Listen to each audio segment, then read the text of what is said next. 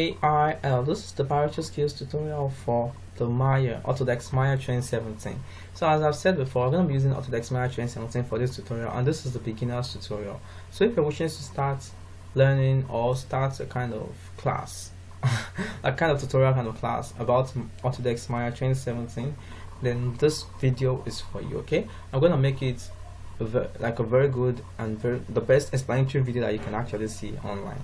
So right now, Autodesk Maya 2017 is a good app for, you can use it for modeling, for VFX, you can use it for particle generators. Like there are a lot of stuff you can do with Autodesk Maya 2017, including animation. So actually we're gonna have to go to Autodesk Maya for you to know what we're trying to talk about. So this is Autodesk Maya. I'm gonna be using 2017 because it seems stable than the rest of the version, and I think it's compatible with my PC. So I'm gonna be loading just like this. And take quite some loading, and actually for you to be acquainted with Autodesk Maya 2017, it's going to require you to have what we call a mouse. So if you don't have a mouse right now, you should go to the market to buy a mouse actually. Because the reason I'm saying that is because people that actually makes use of laptop for Autodesk Maya, some laptops do come with NVIDIA graphics card and some other graphics cards, so it's like we could do some stuff too on the laptop. So I'd prefer you go to the market and you get a mouse as soon as possible, as fast as you can. So this is the view of Autodesk Maya. This was how it looked like when I left it. So Autodesk Maya is a very good app actually, and it's very easy to learn. Actually, this is not the 3D modeling app that Biochar knows, okay? We're going to do the one for Cinema 4D and Blender. The one that you love, you can choose any one of it. But this is the one for Maya right now. Okay, so I'm going to make sure that you're actually familiar with the background of Maya, as in there are a lot of stuff you need to know about the background, as in the way to set everything around Autodesk Maya. So I'm going to click OK right here, and I'm going to give a little bit of a glimpse into the view. So one thing you need to know most of the time is the fact that the reason why you would need a mouse in Autodesk Maya is that you need to make use of the scroll wheel of your mouse. So actually, while clicking, see, I can move my mouse right here, and when you roll the scroll wheel forward, it zooms into the stuff. Okay, what's the fun in zooming into stuff? When you can't, what's the fun of doing your stuff when you don't have the scroll wheel to zoom into it and see it in full detail? So that's why I said you require a mouse. And also, while using Autodesk Maya to move around, or in forms of rotation, you're actually gonna have to use the left click, then click Alt and your left click. Okay, then just move it like this. You can move it in any way you want. Alt plus left click, just to rotate like this and move around. Now, I know you might want to drag this stuff along the screen. Maybe for some mistake, maybe it was just around the side and you just wanted to put it back right here. To do that, just what you have to do is that you click Alt plus your scroll wheel. You click your scroll wheel down and you drag it back just like this. So let's say we are actually be able to adjust the controls. That means you use the scroll wheel to zoom into it, Alt plus scroll wheel to move it, then Alt plus left click to rotate it around it like this. So as you can see in Autodesk Maya, there are a lot of stuff Autodesk Maya can do, really from modeling to rigging to animation to FX effects to rendering, and there are a lot of functions right here that you can do it, including motion graphics, as you can see right here. I won't recommend it for motion graphics, but if you're doing 3D motion graphics, I think the simplest one will be Cinema 4D and After Effects. So actually this is Maya, and I'm going to be taking you through modeling. I think before I go into modeling, I'll have to teach you some tools right here.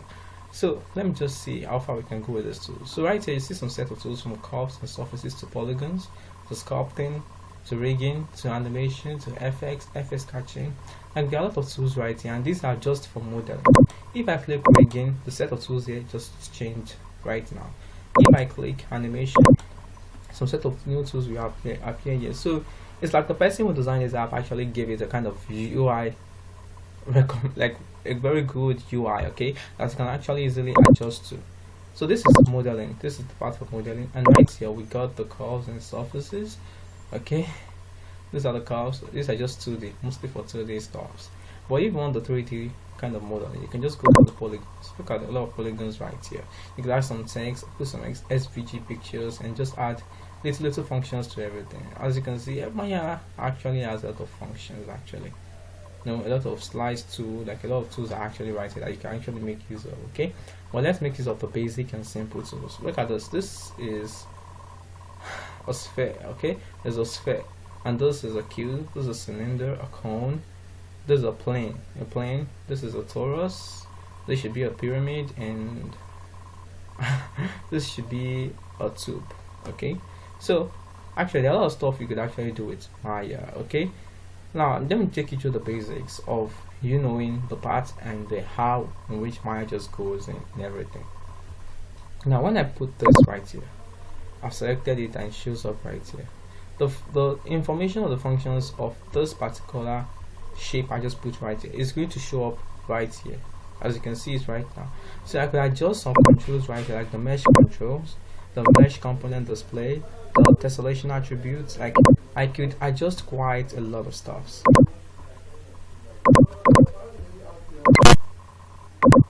There's quite a lot of stuff we can actually do in Maya, as you can see. So when you just select the shape just like this, you will see the properties listed right here. So I could actually adjust the properties right here, like the mesh control, tangent space, the smooth mesh. I could use a displacement map, and I get a lot of stuff right here, as you can see. So Maya actually makes it very simple for you to adjust your properties. Look at it very well. You can just adjust everything without having to disturb yourself. So why don't we go mostly into the way on which this shape operates. Now by the time I click this is the move tool.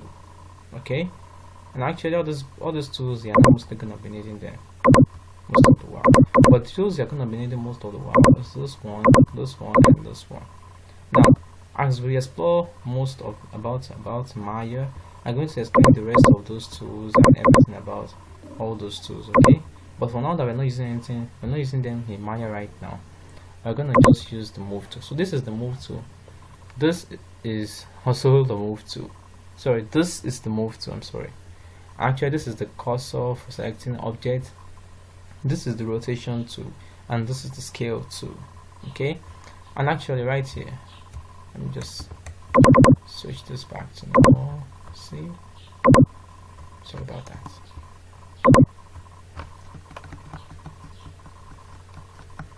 Sorry about that. Okay, so this is the normal shape back all over again, and if I click this one, the move tool, that means I could use this one. This is my x axis. Okay, I'm gonna move it like this, it's gonna go back like this, go back like this, and if I move this up, this is my y axis. Okay, move this a little bit forward, this is my z axis. So as you can see, x, y, z. So you know how to move objects right now. You can move like this, but you wonder how can we move shapes and adjust stuff like that. We'll talk about that maybe in the next episode. So if I click on the rotation tool, I could just rotate it in the x axis just like this. Yeah, rotate it in the y axis just like this. Okay, I think you know that rotation can be possible to a definite amount. So it's kind of quite easy, and you just rotate it just like this. So let me just say, have you seen what I'm talking about? So that's how the rotation tool works. You just have to work mostly on those lines. Okay, you would have seen those lines, all those thin lines. You could make it easy to move your shape very easily. So we're actually discussing the basics. As we move more and more and dive deeper into it, we're going to understand it very well.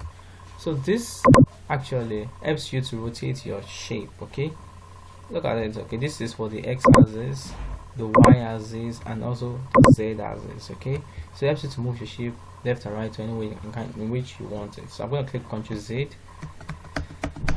set my shape back to normalcy. Okay, let's say it's back right now. So this is the scale tool. So with the scale tool, I can resize my object.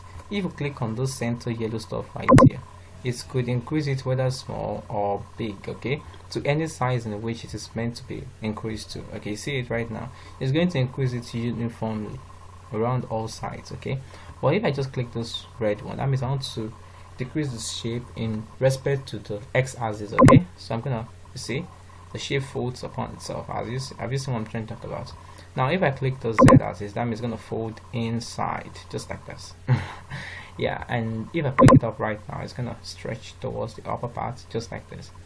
So you see what I'm trying to talk about? So if I click on the center, actually it's gonna adjust everything uniformly, as I've said before. but because I'm not clicking on the center, it's not going to adjust it uniformly.